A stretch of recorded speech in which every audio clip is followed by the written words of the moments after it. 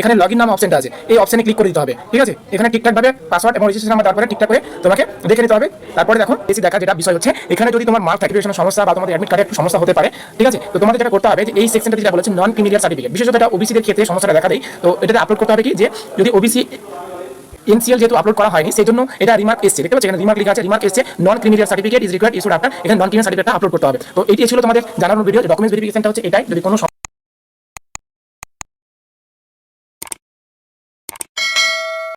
Hello viewers, welcome to all. প্রত্যেককে আরও একবার স্বাগত জানাই বাই একাডেমির ইউটিউব চ্যানেলে। কিছুদিন আগে স্টেট মেডিকেল বোর্ড থেকে 19 তারিখে একটা নোটিশ আপডেট করেছিল, যে নোটিশে তোমার ডকুমেন্টস ভেরিফিকেশন, ক্যারেক্টার সার্টিফিকেট এবং মেডিকেল সার্টিফিকেট এ নিয়ে একটা আপডেট উঠে এসেছিল।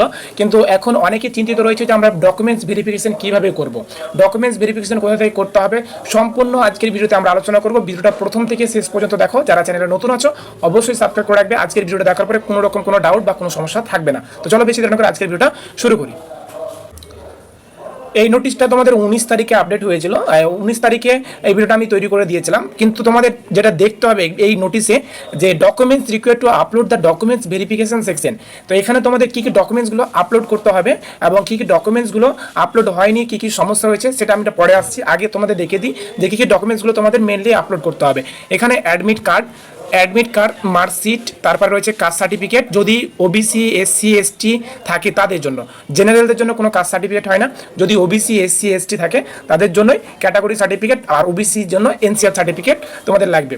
আর ইডাব্লিউ যদি ক্যান্ডিডেট থেকে থাকে ইডাব্লিউ সার্টিফিকেটটা লাগবে। কিন্তু এই দুটো আমরা আজকে আলোচনা করবো না, এই দুটো এখন লাগবে না।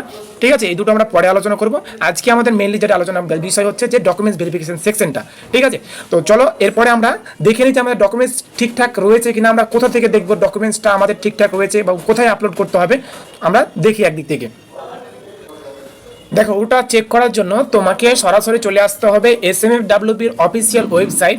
এখানে ওয়েবসাইটের নামটা দেখতে পাচ্ছ smfwbee.formflix.org। এই ওয়েবসাইটে যে কোনো ব্রাউজারে তুমি ক্লিক করলে সরাসরি এই ওয়েবসাইটে চলে আসবে। ওখানে আসার পর তোমাকে যেটা করতে হবে যে অ্যাপ্লিকেন্ট লগইন এই অপশনটাতে ক্লিক করতে হবে। এখানে ক্লিক করা দেওয়ার পরে দেখো একটা নতুন পেজ খুলে যাবে। এখানে রেজিস্ট্রেশন নাম্বার এবং পাসওয়ার্ড, এই রেজিস্ট্রেশন নাম্বার তোমার যে রেজিস্ট্রেশন নাম্বারটা ছিল সেই রেজিস্ট্রেশন নাম্বার এবং পাসওয়ার্ডটা দিয়ে দেবে। ঠিক আছে, রেজিস্ট্রেশন নাম্বার, পাসওয়ার্ড এবং ক্যাপচার কোডটা, সিকিউরিটি কোড যেটা, সিকিউরিটি কোডটা দেওয়ার পরে এখানে লগইন নামে অপশনটা আছে, এই অপশনে ক্লিক করে দিতে হবে। ঠিক আছে, এখানে ঠিকঠাকভাবে পাসওয়ার্ড এবং রেজিস্ট্রেশন নাম্বার দেওয়ার পরে ঠিকঠাক করে তোমাকে দেখে নিতে হবে।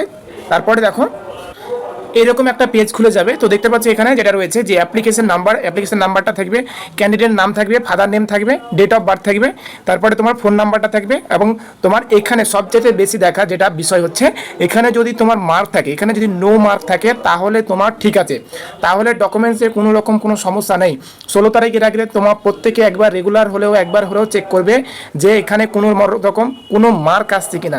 যদি মার্ক আসে আমি দেখাবো, এখনই দেখাচ্ছি ওটা যে কীরকম মার্ক আসলে তোমার সমস্যা আছে। যদি এরকম থাকে নো মার্ক ফাউন্ড তাহলে তোমার কোনো রকম কোনো সমস্যা নেই।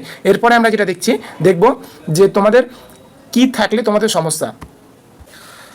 দেখো এরকম যদি সমস্যা দেখা দেয় তোমাদের নন creamy layer certificate in required issued after 31/3/2024, এখানে চুজ ফাইল দিয়েছে, নো ফাইল স্ক্যান।